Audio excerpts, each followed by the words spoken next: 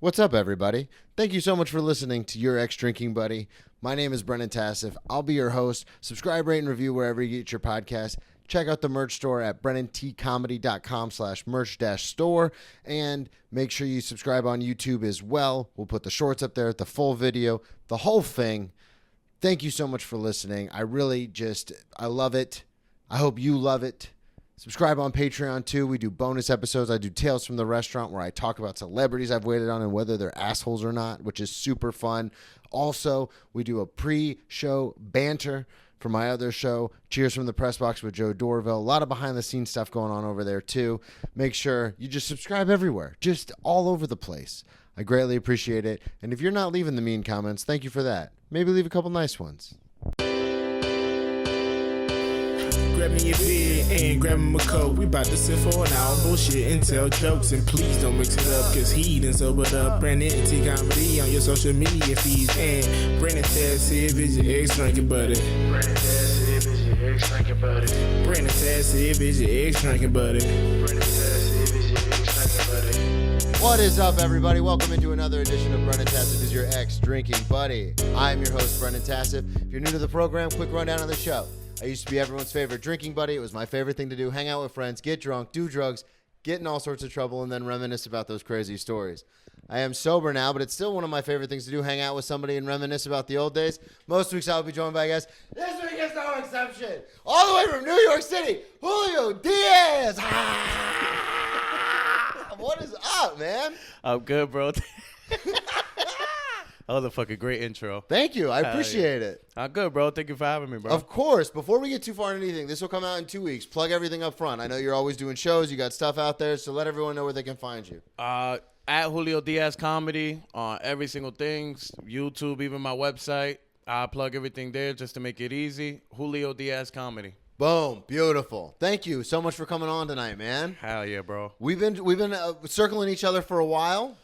You are one of the funniest people in New York comedy. Appreciate you, bro. Every show I'm ever on with you, my favorite is when like I'm up there and sometimes, because my stuff is about sobriety and so it's a little niche, sometimes I'll be struggling a little bit. And then when I get off stage, if I see you coming up, I go, watch this. And then you just fucking There was a show I brought my girlfriend to and a bunch of her friends, and they were like, yeah, you did really well. And then when you went up, you just murdered. And I was like, my man is on fire right now. Thank you, bro. Of course. But it's so fun to watch. You have this very calm demeanor on stage. Like nothing rattles you. And it's always something I'm envious of. Because like if my first joke doesn't hit, I start to panic. And you're always just like up there like, all right, we'll move on to the next one. Here we go. So I always like whenever I have a guest on, because normally it's someone in the arts, my first question is, how did you even find stand-up? Because I know we had JC Mendoza on, we've had a few other people on, and they found doing comedy actually through you and like through doing improv and stuff like that. So how did you even find it? You're from New York? Yeah, I found it through my dad. He used to watch a lot of stand-up. Okay. Used to watch like late night with him. He would like those late night with Jay Leno and all of that. Okay, so like the late night sets when people would come on and do like a tight five. Hell yeah. He used to like those magician guys too. Penn and Teller, I think. Yeah, I know Penn and Teller. He fucking loved them. So through him, I just started always watching it. And I was really into it in high school. Like I would fucking find YouTube clips. So it'll be like Rob Stapleton. It'll be like underground. Like, yeah. You know what I'm saying? Like you really had to watch stand-up to know it. Because back then, I felt like people just knew whoever was famous. Yeah, and I mean, that's still a lot. And I talk about it all the time, but like when people come into the restaurant, and they'll be like, oh, why'd you move to New York? And I go, comedy. And they'll be like, oh, we love Dave Chappelle. And I'm like, everybody knows Dave Chappelle. Like, that's not a barometer of like liking comedy. Facts. So it is interesting. So same thing. Back when you were coming up, it was still like you were finding these people. Because it's so funny when people will ask us, like, who's your favorite comic? And you'll throw out all these names, and they're like, oh, I haven't heard of it. And it's like, then you don't like comedy. Like, what do you mean? For the most part, people really don't, bro. Yeah. It's like if somebody knows a little bit more than just Dave Chappelle, then I always ask them, are you trying to do stand-up? Yeah. And, like, swear to God, 90% they're like, yeah. Yeah. You know? Because through podcasting and stuff, it's made it so accessible. The clips, everything. Yeah. I think, honestly, now more than ever, people just want to try it out. They want to go to an open mic. So it's a good time for comedy, bro. Yeah, it's booming. I tell people constantly when they go, oh, I think I'm pretty funny. I go, I'll send you the open mic schedule. They'll We've never got it go. all streamlined, baby. Never show up. They never go. But if you're really nice to them, they'll always support you, though. Yeah, which that's is, you know what I'm saying? facts. Yeah, so many people come out to shows you never thought. And I'm quick to tell people, I don't care, bro. Like, it'll be somebody come up to me, oh, I want to do stand-up. I'll tell them, hell yeah, do that shit. You know, absolutely. I remember a comic was like, what? They, like, could not believe that I was, like, that nice to them. I'm like, why not, bro? That's why you're so mad all the time. These people come up to you. It doesn't matter what they say. Like, you got them excited. They want to talk to you. Yeah. And then you really want to sit there and critique somebody like, oh, you can't do stand-up. Like, that shit sounds crazy, bro. It is nuts too, because you're a very sweet person just by nature, and it's crazy because there are comics that I have met, and some of them have been on this show, and then a clip will go viral, and they'll go from like 5,000 followers to like 50,000 followers, and then you see them in the street, and they're like, nah, like they don't have time for anybody anymore, and you're like, crazy. You're like, what is happening? Like, what are you doing? And then there's people like you where when we first met, you didn't know me from a hole in the ground, but I knew some of this. We had mutual friends. So you're like, oh, yeah, if they fuck with you, then, yeah, you're cool. And you were just the nicest person. And I was like, this is fucking insane, man. So when you started, what was the catalyst that brought you to, like, try it? I would say after high school, I did college not even half a semester, bro. And I was like, Where did you go? LaGuardia Community College. Okay. And you got there and you're like, nah, I'm out. It just was not for me. I didn't have a path. I Yeah. needed a path. If not, then I was just going to drag my feet. And I didn't want to waste money. So I started working. And I got laid off a year later. And I had all this unemployment time trying to figure out what I was going to do. And I used to watch Comedy Corner with Cypher Sounds. Yeah. The show on Hot 97 he had. And he would interview different comics. And it was this episode with Kevin Hart. And at the end, he goes, oh, I'm doing a hip-hop improv or hip-hop intro to improv class. Sign up for it. And I swear to God, right? Cypher was doing it. Yeah. And I'm like a big believer, especially back then, that specific year. I was like 19, 20. I was a big believer in law of attraction. Yeah. And at the end of the episode, he goes, sign up for my class. It starts. And it was that fucking day. Oh, really? Yeah, the episode that came out a week before, but I saw it on that day, so the sign-up was that night. So you were like, this is the universe telling me something. And I had no money, bro, so I had to ask my mom. I was like, please, I'll pay you back. She was already so concerned for me, like, what are you doing with your life? Yeah, it was really tough, bro. I couldn't imagine being like, Mom, I dropped out of school. I'm trying to figure it out. I got laid off. I need to borrow some money for this jokey pretend class. Man, she just, she's really nice. But she was really, like, concerned for me. Yeah. She was like, all right, and... So she had your back, though. She was like, if this is what you want to do, then... She's just really concerned. She was like, damn. Yo. And I felt like such a loser, too. And I went to that class. Man, I got high. Had to smoke weed. I was, like, so nervous. And, bro, that shit started it all. That's how I met JC. Yeah. Not in that class, per se, I think. I know I met him through just everything started from that class, bro. Yeah. It was crazy. One step, swear to God, changed everything, bro. It's insane how that can happen, too, because that was, and I know the listeners are probably sick of hearing this, but when I got sober for the last time, because I went to rehab at 25, but then I didn't get sober till I was 30. And when I got sober, I was like, same kind of thing. I was like, I don't know what I'm doing. Like, I finished college, but then I never went to law school. Like, I didn't do anything with my degrees. Now I'm 30, so I can't get, like, an entry-level job. Like, I have more debt than I can pay back with that. So, long story short, I, like, didn't know what to – and my sponsor at the time was like, hey, man, why don't you get back into stand-up? And just him saying that, it all clicked. And I was like, oh, yeah. And now I live in New York, and I'm, like, doing a podcast, like, in my – you know what I mean? Like, Facts. that one thing happening, and all of a sudden my whole life shifted. So you went to this class and then everything was different. Yeah, bro. Did you fall in love with improv, or were you like take us through it? Because these little details I love. Were you like, I'm going to go hard with improv, or were you like, I want to stretch out and do stand-up, or like what happened? Man, I did improv because I honestly didn't think I could do stand-up, bro. I had like a lot of respect for it. I'm like, I'm not funny. I laugh because you're so good at it. It's so I funny to hear appreciate it. you say that now. I work so hard, yeah, bro. be like, I didn't think I could do it. I'm like, I've seen you at shows, man. Man, I think the biggest battle is just working on the confidence. Yeah. Because I just did not think that I could do a stand-up joke. Yeah. Fucking a bit. And I was comparing myself to like fucking Louis C.K., Bill Burr, Yeah. you know what I'm saying? People I watch, so of course. But whatever. Back then, the mindset was I'm a funny character. I was a class clown in school. I could do improv, Yeah. right? And then that was really good for me, bro, because I got to meet people. I got to meet Julio Rivera. I got to meet Nick Trinidad, Tone, and all these other people Yeah. that became really great friends on this journey. So it became like anime too, and I have to go when I started stand up. I didn't have to go alone, which Yeah. is That's huge. tough, bro. There are so many mics you will not go to. How many times I've been outside pacing back and forth, being like, hopefully someone walks in I know, and I can be like, oh, hey, man, what's up? You need And then that. no one shows up, and you're like, I'm going to go home. I'm too anxious. Like, I don't know anybody here.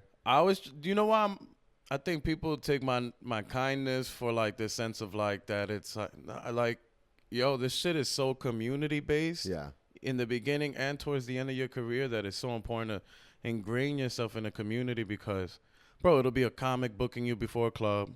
You know what I'm saying? Later on, it'll be the bridges that you build with other comics, whether they bring you on the road with them. Yeah. Like, this is more than just trying to be famous and this is a skill set, and then you meet a community of people, bro, and yo, how alone do you feel at open mics? It's Oh like my the God, worst yeah. experience when you like can't talk to nobody or maybe you're insecure. That's why I try my best, bro. What's up? Yeah. Because shit, I'm fucking nervous. I'm there like fuck. Especially at an open mic. I'm like, nobody gives a fuck here. You know? Everyone's on their phone, especially in New York. Like, at least in Florida where I'm from, they're actual little more shows. Like, people attentive. show up. Yeah. New York, nah, everybody's me, and Yep. forget it, bro. But okay, so that improv class, one of the things that I've learned that helped me, and I'm glad that I started that way. And shout outs to Cypher Sounds. That was a really good class. It was him and this other guy. Shout out Cypher. Hell yeah. Now that class meant a lot to me because it taught me how to break out of my shell. Mm-hmm. One of the biggest lessons I learned wasn't even from like a teacher. It was another student. His name is Q. I'll never forget. He came in. Q introduced himself to everybody. Bro, when I walked in class, I sat in my seat. I said nothing. Boom, already created this box. Yeah. Bro, he walked in. Because if you're not saying anything to other people, they're not going to go out of their way to say anything to you. Nah, and it's like, it's better to beat the icebreaker Yeah. than to wait for it to come to you. And I mean, he walked in. How you doing? I'm Q. How you doing? I'm Q. Not only did he know everybody, but everybody knew him. So now when it came to doing scenes, he's in every scene. He's networking. And I was high on mushrooms for that class. Man, I was picking up on a lot of little things that just would help me as a person. Not even more so for my stand-up, but just like as a human being, how can I be successful? And I always did that in high school, but when you get out of high school in the outside world, that's what I didn't like in college. I was trying to be who I was in high school, and it's not. It's like, not the same. No, yeah. like you got to be serious. Yeah. And like I'm not saying I have a problem with being serious, but I wanted to be somewhere where my humor was accepted because it was like, I'm taking this shit serious too. Yeah. Right? So I wanted to pick up on the little serious things that would help further me along the way. And that's introducing yourself to people. Because you do that. Yeah, hell yeah. It's I walk interesting into the green room. Because I've seen this firsthand, and I didn't realize that this is where the antithesis of it, where this came from. The first time we met, I think it was at Broadway, and I knew who you were because I've seen your clips online and stuff. And you walked up to me and you're like, "Hey man, I'm Julio," and I was like, Word. "Yeah man, I'm Brennan. Cool, nice to meet you." And I remember thinking like, "That's fucking cool." And I didn't even know that's where it came from because there's so many times, especially comics at your level and like bigger comics like you were mentioning earlier, where they'll just sit and they won't say anything to anybody. And then if you go up to them, you almost feel like you're being a fanboy to be like, "Hey, like, what's up, man? We're on the show together. Nice to meet you." You and Ian Laura was real big on that too, where you walk in a room and you were just like, "Hey, I'm Julio." And you're like, "Yeah, man, cool." And it's also a little trick because then if you've met someone before but you don't remember, the thing my brain goes to is like, well, you're introducing yourself to everybody. Right. So then you could just be like, "Oh yeah, man, I'm just going around." So like that's such an ingratiating way to like meet people because then everyone knows Julio. Like I could talk to any comic at any place and they're like, "Yeah, I know Julio." Facts. Yeah, Everyone it's just knows 'cause of you. you. But most importantly, man, it's such a good first impression. Yeah. Everyone is nervous. And I'm a big believer that it's a workspace as well, as much as like a place where you're chasing your dreams. That's selfish, bro. Everyone is doing something, whether it's the waiter who's not trying to be a comic. Yeah. They're just trying to make some money. They're important. They're serving drinks. Yeah. So I come into the comedy place as a work space too. Like, I respect you. You're my coworker for the night. Yeah. Why we act in a certain way? Like, if I'm that good, I would have been headlining by myself. If it, you know what I'm saying? Yeah. Like, no, here we are on a lineup together. We're all on the showcase. Yeah. Why act any better? You know what I'm saying? I hated those people coming up, those bougie ass people. I still fucking hated that vibe. I still hate them. But it's so good to just put yourself out there and feel that, so that way you know how it feels and you're not putting that energy out there. Yeah, because sometimes, and we've said it before, but sometimes you're just like I almost get in that like Northeast mindset of like, do you think you're better than me? Like, yeah, no, some people, bro, because you did one bit that went viral that wasn't even that good. Like, I will bury you. I know. It is what it is. I know, but you are the opposite end of that spectrum. So what took you? So we were talking about the improv, and I want to go, but we're going to circle back to the mushrooms because you have another mushroom story that you sent me. So I got to figure out, and you talk about mushrooms on stage. So you're like, I got to figure out how that started. But what transitioned from the improv thing to then you met all those people, and then were a bunch of them like, hey, we're going to an open mic, and you're like, yeah, I'll tag along. So Julio Rivera had already been doing stand-up for 6 months prior to that class. Okay. So I started going to shows and open mics of his. I would just go, I would watch, and then one day Tone was like, we're all going to go to the stand open mic. Okay. And we're like, fuck it, let's go, right? Because that's why it's, like, it's cool to work as a group, and then obviously you still have to work on the individual. But if Tone had not had said that, and it kind of pushed all of us to do it, who knows how long I would have dragged my feet with that. So we ended up going, and I was fucking horrible. Man, I always forget to mention this, but prior to even the class and prior to even the first stand-up, which is I would say a year after the class started, just to timeline it, before the class and that, I had already been writing down jokes for that whole year. Okay. That year after high school, right before I got into the class, I was writing down color notes. So that year that you were working before you got laid off, you were writing. Yeah. So you had an inkling that you wanted to do something with this. I can't remember who, but I saw a video on YouTube, and the guy was like, just write anything you find funny. So then I would go on Color Notes. That's the name of the app on Samsung, and I would just write down anything I found funny in my head. Any funny interaction, it did not matter, and it did not have to be a premise bit. Even if it was a story, I just wrote it down, right? Yeah. And it made me feel good to get that shit out, because if not, it was thoughts that kept replaying in my head of like moments that I felt embarrassed. So to write it down, it felt like it was coming out. Yeah. And I was letting it go. And then so to fast forward to that first open mic, I did this whole story about this girl from high school that I had this crush on, and I finally got to take her on a date. And it ended up being, it could have been a date, but I was so like against myself back then. Yeah. Any little thing, it was like, oh, this ain't a date. She playing me. Oh, maybe this a date. Oh, she ain't a date. And this girl, she had just broken up with this guy who got into an accident. He lost both of his legs. Oh my God. Some crazy shit, right? And I'm like, oh, maybe I got a chance. And then, no, she was in love with him, dog. I'm like, damn, he hitting that still. This guy a warrior. No legs. No, that's a funny bit. Now, I mean, even if I probably did that shit on stage now, I'll try to make it work. Back then, dog, the only people laughing were my friends in the corner. And they weren't even laughing for the right reasons. Yep. You know what I'm saying? So for everyone listening, if you go to shows or mics with your friends that are also comics, what Julio's talking about is if they're bombing, you will just start dying in the back. So when he says not laughing for the right reasons, that's what he means. Because hell yeah, there's so many times where comics will hit a tag and then they'll pause. And then if no one laughs, that beat after when people start laughing, that's the comics laughing at them, not with them. It's the worst. The worst. I'm bad at it because my laugh is so loud. Mm-hmm. And sometimes it just gets you. Because, like, you'll see the confidence they have doing the bit, and then it just falls flat. And sometimes I can't help it. I'll just be like, ah! But you know what I've learned? I wasn't even mad at that in the moment, too, which is cool. Just ride the wave. Yeah, just keep going. Yeah, use it. Yeah, in my head, I don't care what they were laughing at. As long as they were laughing, yeah. Boom, man. That's the point, yeah. I still bomb compared to, but... You know, I got on stage and I had, it's crazy. Oh, it is what it is. I had a little support group with my friends, and you don't feel so much like shit because you're losing together. Yeah. Well, and that's the thing is, like, because I still do a lot of mics, especially with newer material, because it's like, I'm not going to try this at a show.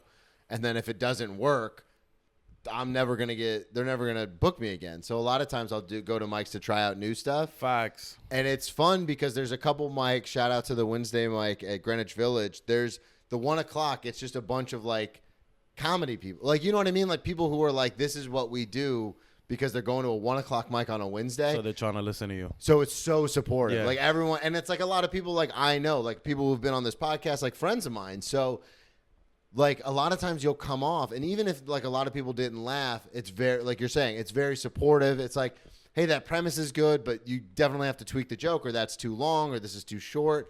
So it is very much like you're like, oh, I'm getting something out of this. Big facts. So were you like after that, you were like addicted? Were you like, I want to do this, or did you guys just keep going because everyone else was going, or like, because you mentioned it earlier, you worked really hard to get to where you are. So like, what was that turning point where you're like, no, it's stand up? Man, everything in its own pacing, but in the beginning it was like, let's go every week. Yeah, I saw, all right, there's a positive and a negative to working in a group. You really have to make sure that you're not going at a group pace, right? Because in the beginning it was good. Tone, he eventually, so we would go to open mics every week, but like once a week. Mm-hmm. So I was running on a group schedule. And then I started meeting people like Usama. Usama was a big inspiration to me because he was everywhere. I mean, him, Eagle Whip, but Usama's the one that I saw, bro. Like, I would start my night at a 5 o'clock mic on that Tuesday that we would go every week, one day, right? Yeah. I'm there, 5 o'clock mic.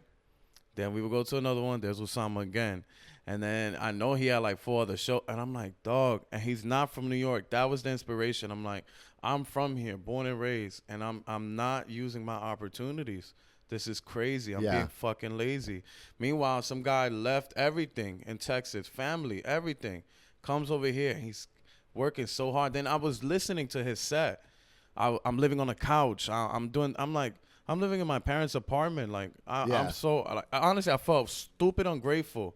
And I had to check myself, bro. And I told myself, nah, dog, like, this is not going to be basketball. Because that was my first dream. I wanted to play basketball, but I was so lazy. And I could have been good, but I never applied myself. Yeah. So when I saw Usama, he was my biggest inspiration because I was like, dog, I know this is all him working hard as fuck, dog, just going out every night. And I've been around him when he does that. I've been at shows and he runs in. They're like, all right, you're next. He goes up and does a set, and then I'll be talking to him, and he's like, hey, man, I'm not trying to be rude. I've got 4 other spots. And I'm like, what the fuck? Yeah, bro. I was like, I just had this spot, and this, like, I'll hit mics all the time, but I was like, I had this one spot, like, this week, and that was my spot, and I'm cool. He's like, no, man, I have 4 other spots, like, tonight. And I'm like, bro, dude, that guy is a flamethrower, man. And I'm pretty sure it didn't start like that with him. I'm pretty sure he just signed up for 3 mics, and he just had this energy, and that becomes infectious. That's why it's so important to check your energy, bro. A comic will always book you. So look, comics are running open mics. I'll fucking put up Usama first. I don't give a fuck. Yeah. I'm like, yeah, you could go up first, bro. You Usama, dog. Like, you got good vibes. You make me feel good. You're funny. And when he hits that stage, you can tell he's taking that stage time serious. Open mic or not, bro. He's trying it out. I hate when people just mail it home. Him never mails it home. Big inspiration for me, bro. And so then I would tell the group, like, we got to go out. And there was some friction. Like, nah, we're good with this is what we do every week. Like, we're on our schedule. And you got to look out for yourself. And so did you break away from the group? I wouldn't even call it breaking away. I just started doing more. Yeah, you just started doing more. I would still link up with them on that specific night for the specific mic. But nah, bro, like, shit, I was sacrificing a lot. I would quit jobs because it wouldn't work for my schedule. And it was, man, I'm really enjoying the journey, bro. It really started from, like, just doing nothing, dragging my feet. The turnaround was meeting people like Usama, Napoleon, Eagle. And around 2017, I met Luis Galilei. I was like, you know what? I keep going to these shows with this wrong energy, like, hey, book me. Hey, book me. Yeah. And I felt like I had nothing to give to my community because I was just looking for my community to book me. Yeah. And B is like, you're just waiting for the opportunity again. What's the next step? Book yourself. So then I wanted to produce a show, but I didn't know what I was doing. I'm really big on, if I don't know what I'm doing, let me find somebody that does. Yeah. And however it happens, it happens. Like, student finding the teacher when the student's ready. So, man, meeting Luis Galilei changed my life too, because He was so professional. Google Sheets, Google Docs, lineups 3 months out. Yeah. Shit that I needed Stuff you to would have see. never even thought of. I didn't know how to use Excel. That's how I am with the podcast. Gotta was be that way. when I first started, I was like, yeah, it's just like a mic, right? And I had one of those cheap Insignia mics from Walmart, and I just like plugged it into the computer, and I was like, we're doing a podcast. And then I went online and researched some stuff and like talked to people and looked it up, and I was like, oh no, this is like a full-on production. But to your point, it's like, oh no, if we're gonna do it, Take it serious. yeah, we're gonna do it. Yeah. And that's the other thing I like about what you said is because every time I've seen you on stage, you use it as an opportunity to not only make people laugh, but to try and grow as a comedian. Because you made a good point where you said sometimes people will just mail it in when they get on stage. And there's nothing more frustrating than being on a show and like the person headlining or like a couple of the big names, because I'm not the draw, but a couple of the big names on the show, you'll be like, you got to see this comedian. And then sometimes they get up there and they just are like, yeah, whatever. Like, I got stuff going on. Like, I'm not even trying to. Or like at a mic where people get on stage and they literally will say, I don't even know what I'm going to talk about. Like, not in like a I'll figure it out on stage sort of way. Like, literally just had no intentions of being on stage. And you're like, come on, man. Like, I moved across the country for this. Like, what are we doing? I think it's an excuse. I think it's not even. I think they're just trying to bomb but look cool. Yeah. It's so hard to bomb and look like you actually tried. Yeah. That's so hard. Like that little moment you said when you go and then nobody laughs and your friend's on the corner. So when you get to a higher level, the friends in the corner, they're at a higher level. The scrutiny, the pressure. Yeah. Like sometimes I'll go to Gotham in New York Comedy Club and I am so nervous because I just want to do well. And I just want to get booked again. Yeah. And, like, I've heard from people at Gotham, like, man, we really like you here, bro. Like, you could do whatever. And it's like, nah, absolutely not. I have too much respect for this place.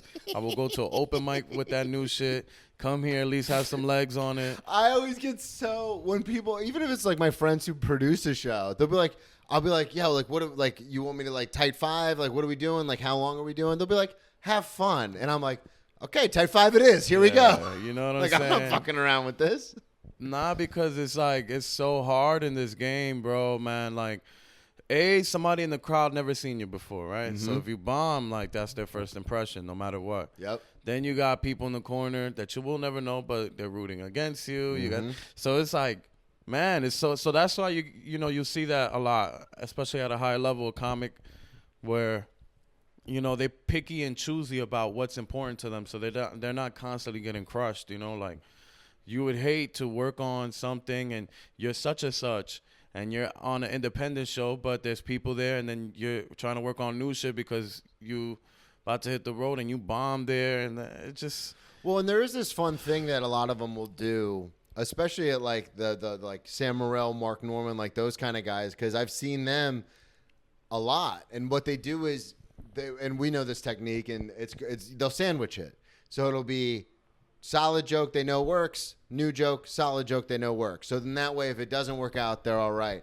And that's something that I know about, like logically, but there's a couple of shows where I've ended on the new stuff and it's bombed, and you're like, that's the last thing that and some of these people, because we know this from personal experience, a lot of times people go to 1, maybe 2 comedy shows in their life. Yeah. Like, they're not coming out all the time. So if you like, I performed at the Stand I guess it was 2 weeks ago now, and I had this new bit that I was like, I think this is something really good, and I had only done it at like 1 open mic, and it crushed. So I was like, I'm gonna end on this, and it fell flat, and I was like, this is like a thing that like tourists come to the city and go to this place. A lot of these people will maybe never see live stand-up again, and I just fucking bombed on my last bit. It's like, that's now what they think. Facts. So it's like, I never want to go into those situations where it's like, oh yeah, I'll just play around. It's like, no, man, I don't care if it's a produced show or if it's like at the Cellar. Like, we're going, because I'm not risking. Nah, recently, right, I got booked to do 3 shows, to headline 3 shows in Boston, right? Yeah. And on the second show, they go, hey, such and such just dropped in. Do you mind shaving off 10 minutes from your set to give it to them? I was like, of course not. Yeah. They're like, all right, so it'll be you, then them. I was like, oh, they want to go up after me. And they were like, yeah, you okay with that? I was like, bro, it's your show. You're the one that booked me, bro. It don't matter. Yeah. But you booked me to headline, so I'm not fucking around. Yeah. If such and such is coming to your show because they want to work on new shit, just know that they should have went up before me. Yeah. You know, because just then, know I'm gonna bury him. And I'm not even trying to. It's just you're the one that's paying me, so I want to make sure you want to pay me again. Yeah. Well, and that's an important. This all circles back to what we were talking about, being a professional. Yeah, I'm an independent contractor. Yeah, and I like what you said about growing up in New York and how you felt so ungrateful in the beginning because you were like, I see these people like me. I moved across the country, like you said, Osama. Like, there's so many people that aren't from here. And then we all I know comics that moved from LA to New York, from the Midwest to New York, from the South. And all of us moved to chase a dream that you, being a native New Yorker, were just around. You were in the Mecca for stand-up your entire life and maybe didn't even know it when you were younger. And so it's such a cool realization to be like, oh, wait, I know this city better than anybody. Like, I've been here the whole time.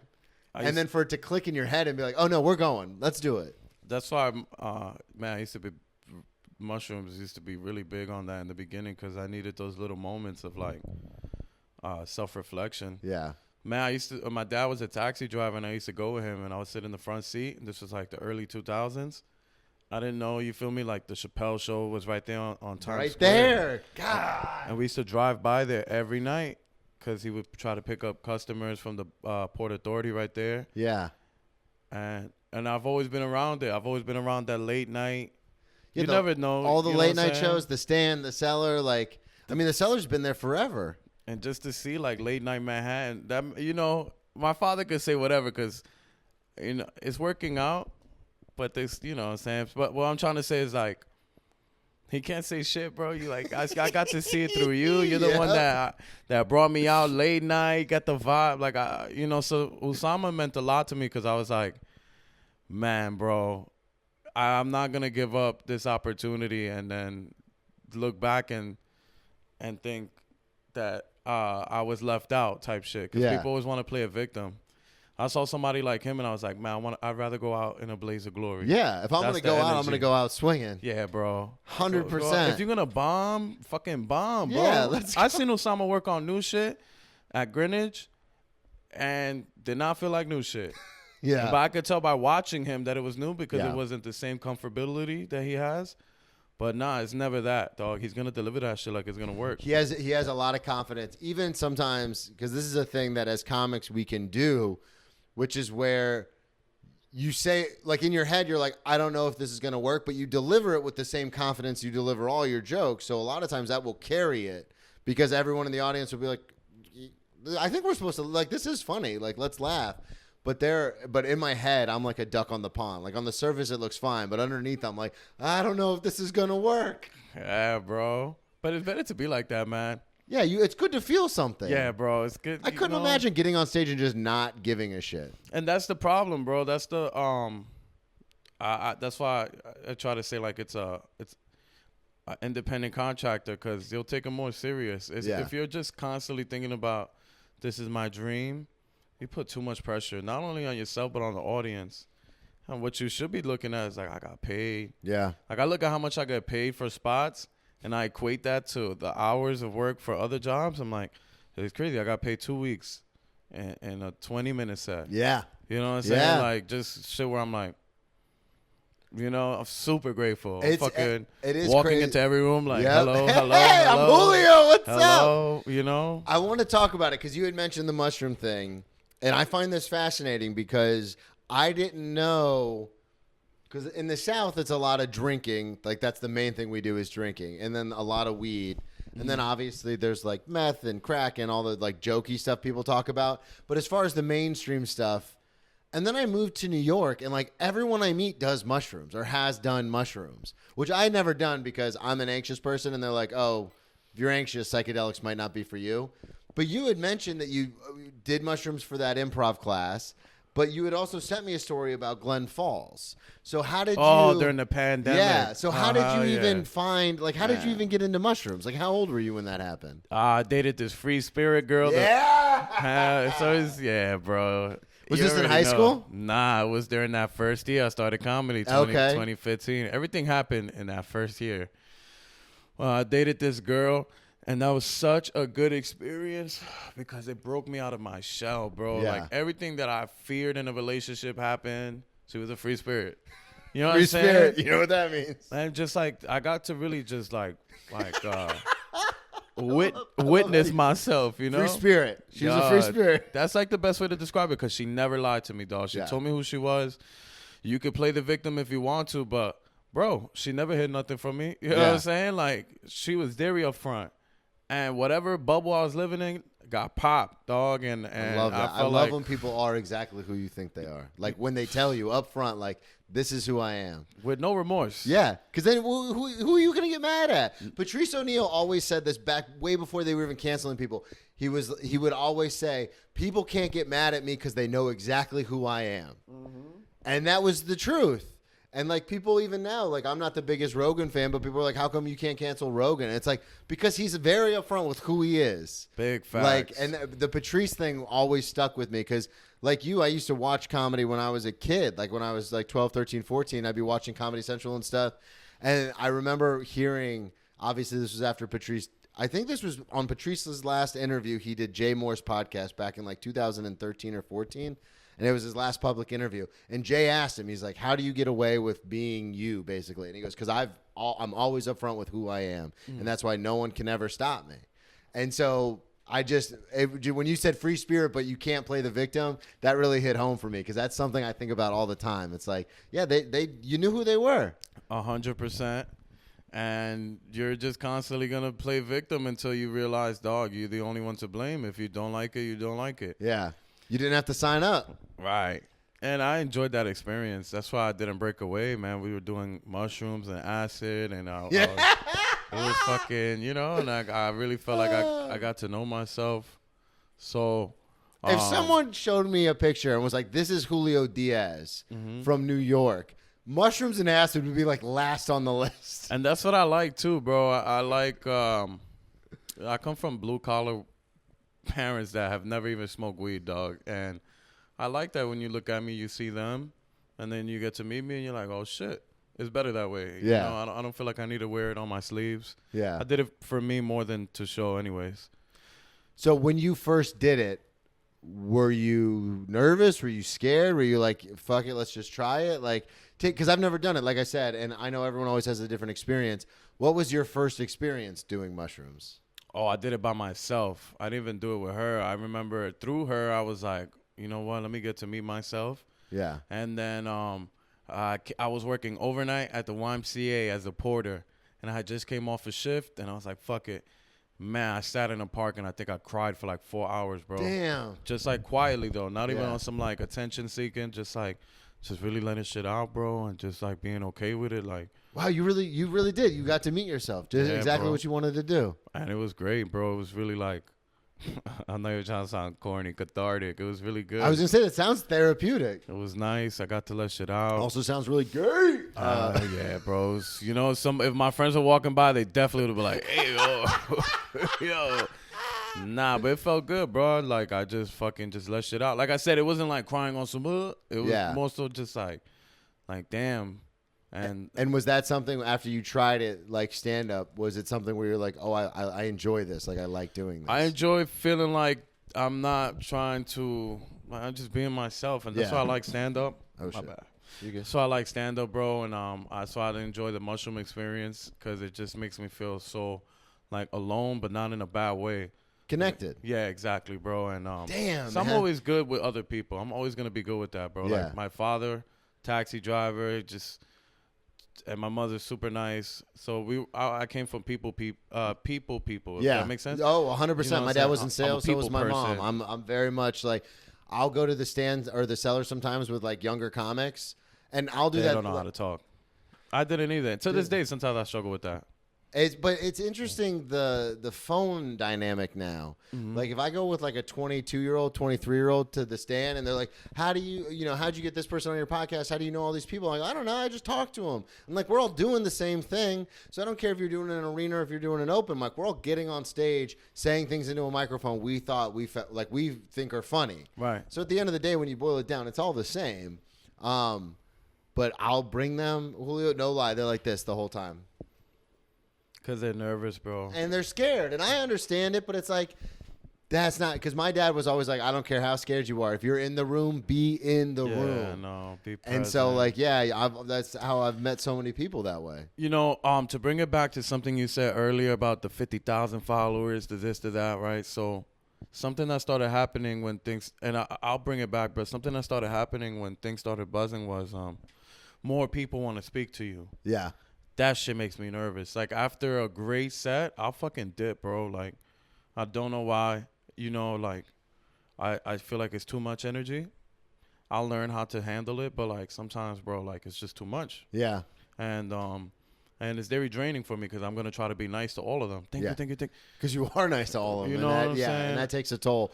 I work in the service industry, so I understand, It's a lot. And so, like, if I feel like there's an environment that makes me feel like that, I'm not saying that I'll avoid it, but I'll try to just until I feel better at what it takes for me to be at certain places. I'll just be like, I don't need to be there, because if I'm not gonna be there when I'm there, then you just look standoffish. You look rude. Yeah. And it's good to feel that way so that you can understand. Like, man, if I can't talk, I might as well not even come here, because. So, like, to those young comics, man, like, being at a comedy club, I'm always thinking, my advice is, like, bro, just go because you wanted to be there. Nobody's going to want to talk to you. Yeah. And that's okay, bro. Like, go and be the young person, young in the game, and then it feels so much better when you earn those people's respect later. Because that's what I did. When I first moved here, I am, to this day, so obsessed with, like, comedy, just as comedy. Because we're just using words. We don't have an instrument. Most of us who do it right don't have an instrument. Mm-hmm. We don't have, like, there's not other people up there. It's just us. It's us and a microphone using your words to elicit a human response. And I always have found that fascinating. Facts. Because I was growing up a depressed kid, an anxious kid. So I thought it was weird that I could turn this on, and for like 30 minutes, 45 minutes, an hour, this person could elicit laughter in me because I didn't find anything in the world funny at the time. So I take it so seriously, and I'm a little pretentious about it. But that's what I did. When I moved to New York, I would show up to the Stand or the Cellar, because those are the only two clubs I knew from not living here, like 5 times a week, and just sit at the bar and drink water because I'm sober, and I would just sit there and just be around it, be in it, be around it. And then slowly but surely you get to talking to certain people. You meet certain people. I was lucky enough to have a couple friends in New York at the time, so they introduced me to people. And now next thing you know, you're in it. Facts. But, like, I so badly wanted to be there and be around it. So it's a great point that you make, where it's like, if you're going to go, no one's going to talk to you. You're going to sit maybe by yourself. Yeah. But go because you want to go. Facts. And you'd be shocked the kind of things that can happen. Do people go with expectations? I used to, in the beginning, bro, like, I used to just go to shows. I wouldn't introduce myself. I wouldn't talk to nobody. I would go as an audience member. Yeah. Pay the 2 drinks, and watch it. Like, to see if I really wanted to do this, and I grew an appreciation for it. So it's, if you want to do it, you won't even look at it. Like, I'm, if I'm on my phone somewhere, I'm probably not interested, because, when I'm around, it's like so much going on. You're very good about being around, yeah. And I move with a purpose. If you're on your phone somewhere, you got to check your purposes, Yeah. So I don't hang out. I'm not the hangout guy. Yeah. It is what it is. Like, it's never been my thing. Even in high school, it wasn't like that. I was very much basketball. I had my circle of friends.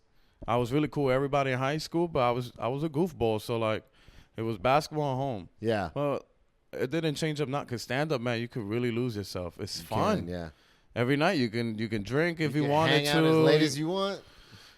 So I really try to move with a sense of purpose. You will not see me that much at at any type of party, and it's not because it's just I like that as a person, bro. Yeah, I'm the same way. I'm an introverted I'm an extroverted introvert. Where it's like I'd rather. It's so funny you bring that up because Tracy, my girlfriend you met before she left, I have a show tonight. I'm doing New Kids, which is a great show with Greg Melly and Jacqueline Lauren Edwards, and her brother's coming. Her brother Jeff. Shout out Jeff. He's a Patreon subscriber. He comes to a bunch of shows. He's a huge fan. Jeff, we love you here. She was like, "Oh, Jeff wants to get dinner after," and to exactly your point, I was like, I kind of just want to go to the show and come home. Like I don't like the fact that a bunch of people are coming and I kind of have to like be there for the whole thing. And like Jamie's headlining, so it's like, yeah, I'm gonna stay because he's hilarious. But also, it's like I just kind of like go do the spot and like come. Even when I go to hang, the hang is like with purpose. It's to be around it. But then at like 10 o'clock, I'm back. There's certain times where I'll go to certain clubs and they'll be like doing an event. As soon as it gets crowded, I'm like, oh, now this is my time to leave. Like, I don't want to be around all this. Yeah, like, bro. I wanted to come in and like say, give the dap to a couple comics, chill for a minute, and then be like, all right, I'm out. Because sometimes people in that environment, it just gets, like you said. It's a party. You Yeah. know, people letting loose. And there's a reason so many people want to try it. You know, it is what it is.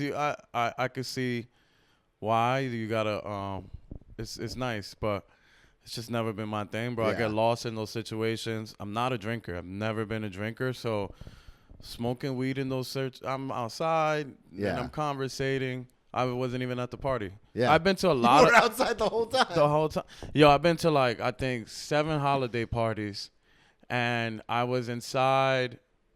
I went to Gotham's, right? And Gotham, I was inside the whole time because Gotham just got like this vibe to it that's like, it felt like a professional work party. Yeah. You know, it felt like a holiday company party. So I went in there on my best behavior and it felt good. It didn't feel like I was being a cornball. Like, I was like, hello. Hi, how are you?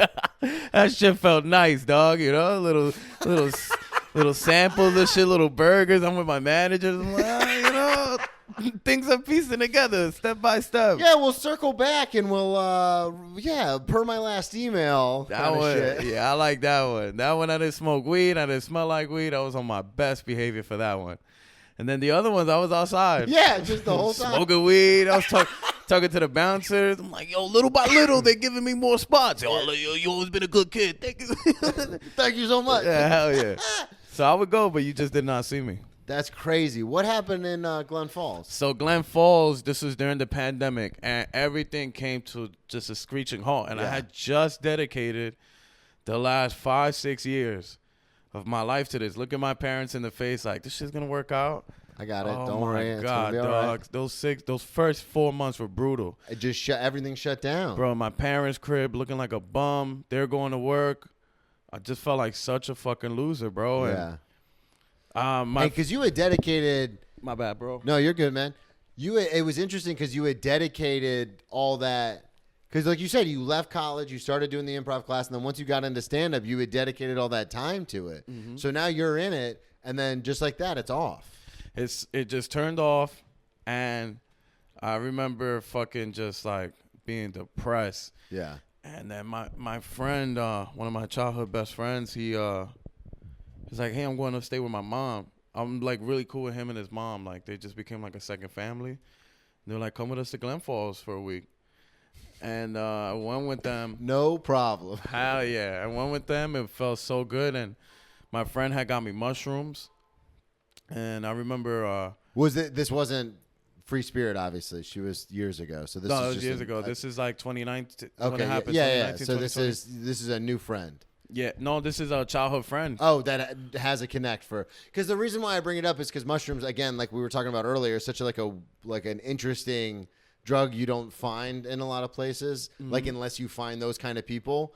So it made sense when we were talking about the girl and she was a free spirit and stuff, but you actually had friends in your life that could access them. Big facts. Because I don't even know where I'd find. I could find you crack cocaine or coke right now. I have no idea where I'd find mushrooms. Well, mushrooms now is more accessible. Can I? Yeah, go ahead. All right, so boom. Yo, so we go upstate. My friend finds mushrooms up there, and he gives it to me. He's not into shrooms. He's into other shit. Yeah. So I'm at this house, and they're all doing their shit. Everybody's doing whatever they're doing. Yeah. I'm doing my mushrooms. And yo, bro, I remember. I just love how you're so like, yeah, they're all doing their thing. I'm doing my mushrooms. Right. I'm Like, so into my shit. Everyone knows I'm that's like, Julio's thing. everybody doing their shit. I'm dolo with my shit. And yo, bro. How do you take them? Because don't you put them in like sandwiches or chocolates or something? Well, that one. Isn't that like a thing? That one I straight up just ate. It was terrible. Okay. But They grow in shit. Yeah, I know. It's fucking. It was terrible, bro. I remember eating. I think I ate like a whole eighth. That was probably the most I've ever done. That's a lot. Hell yeah. Even I know that's a lot. I was like, let me just let shit out. Yo, bro. I in the beginning it was cool. I was like pacing around. Like Yeah. mushrooms makes me really like fucking. Shit hits me like coke. I don't know why. And I've never even done coke. I'm just. But you just get amped up. Yeah, bro. Like I fucking just start pacing and I start thinking about shit. And then my friend was like, "Oh, I need to make some money. I'm gonna do DoorDash. You want to stay here?" I'm like, "Absolutely, now I'll go with you." He's like, "You sure? What the fuck?" I'm like, "I'll just sit in the passenger Did seat." he know you were on mushrooms? He knew I was on mushrooms. Okay. And it was nice going because it made me feel like this is gonna sound made me feel like I was with my dad. Like, Oh yeah, like you he- said, driving around in the city. and I needed that, bro. Oh man, that's cool. One thing about my dad is like, no matter what was going on, and my mom too, man, is like they always went to work. They always were responsible, no matter what. So like that's one thing about me that I like. It made me feel good about myself. I'm like, no matter what's going on, I'm always gonna be like on top of it. Yeah. It is what it is. So it made me feel good being around a friend that was like that. Cause my friend, bro, he's a hustler, bro, and he's like, I'm a DoorDash tonight. And I needed to be around that vibe. Yeah, well, and especially with everything that's going on In the in pandemic. the world at that time, it's like he's like, I still got to get out here and get paid. Like I don't know. And he has super good vibes. Yeah. That was like a really good friend of mine. I've known him since like 5th grade. And he always in a good mood. He was always laughing. So I needed to be around that. And I felt like complete nothing, bro. Like I remember, I probably told you this story because I remember, bro, like in that car, bro, I was fucking second guessing everything, bro. I'm like, I don't even know how to make a joke. Like it was the weirdest Oh my moment God, ever. that's I was like, the I don't even know worst. like why I dedicated my life. I can't even be funny right now. I remember my friend like, you all right, bro? And I was like, nah. Are you thinking this or are you saying it out loud? Oh, no, I'm thinking it. Okay. And but I guess he could just tell him my blank Yeah, face because 'cause, I'm yeah. like that. He's like, you good, bro? And I was like, nah, bro. Like, I forgot what I said, and he just started bugging out laughing. But like genuinely, and it Yeah. didn't feel like he was laughing at me. It felt like whatever I just said, like he like related to it. And then everything just clicked. And I Yeah. was like, oh, okay. I mean, I've had that experience before sitting at shows, and it's like, I don't like, if you're at a show and like, especially mics and stuff, and no one's laughing, I'm looking over my material like none of this is funny. Like none of this is funny.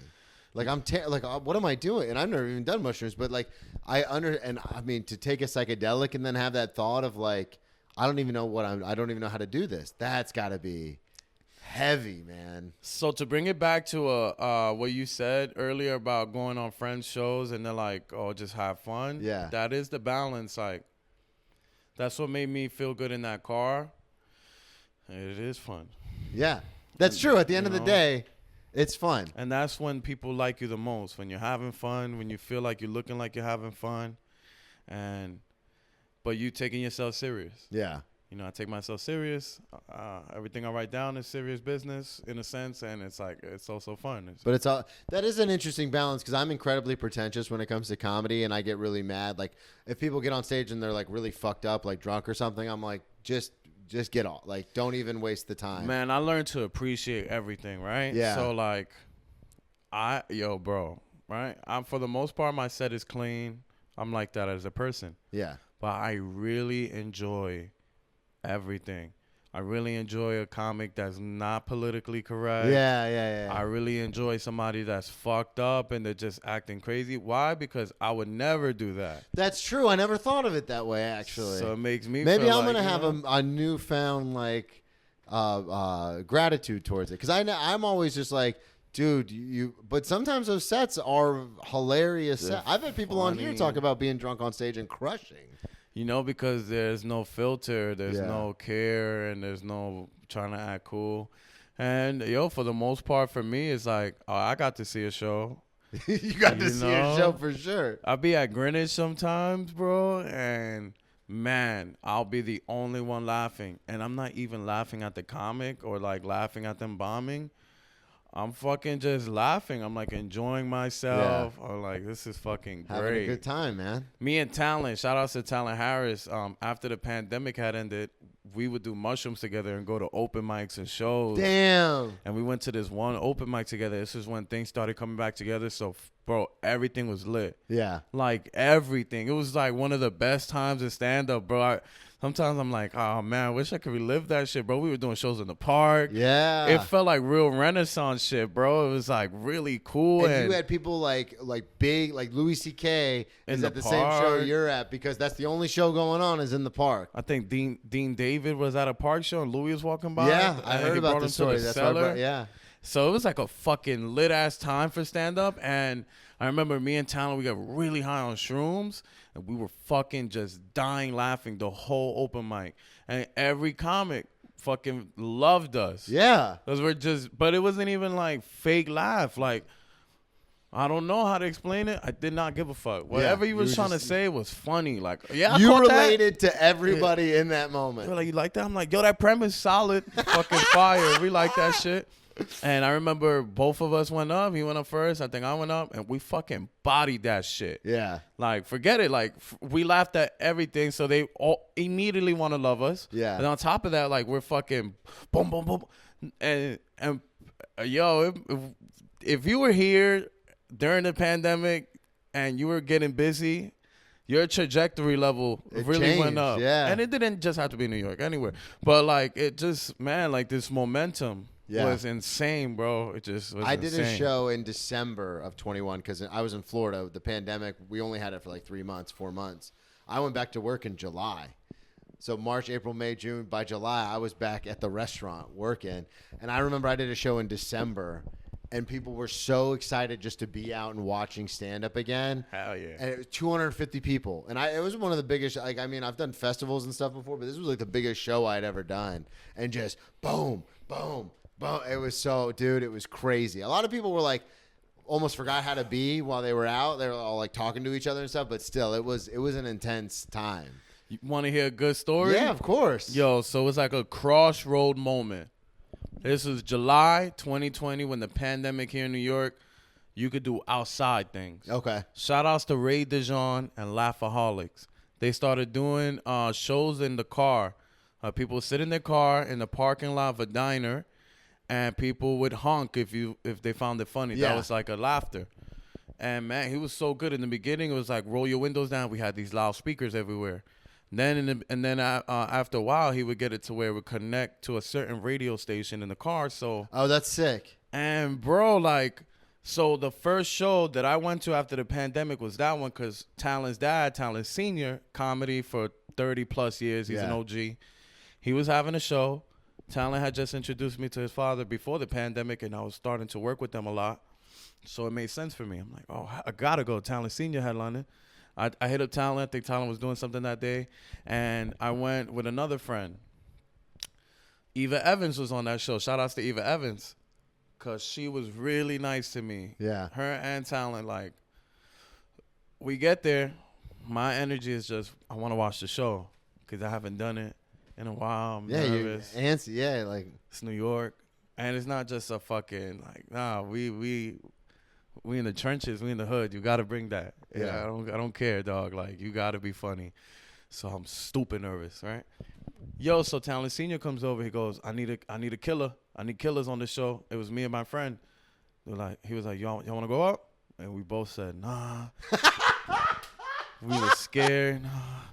I couldn't imagine Talon Senior coming up and being like, I need killers. Do you want to go? I'd be like, I'm okay. I'm okay. I was like, nah, this and that. And he just could not believe it because my energy was never like that. Yeah. Never. So he was like, nah, I'm not hearing this.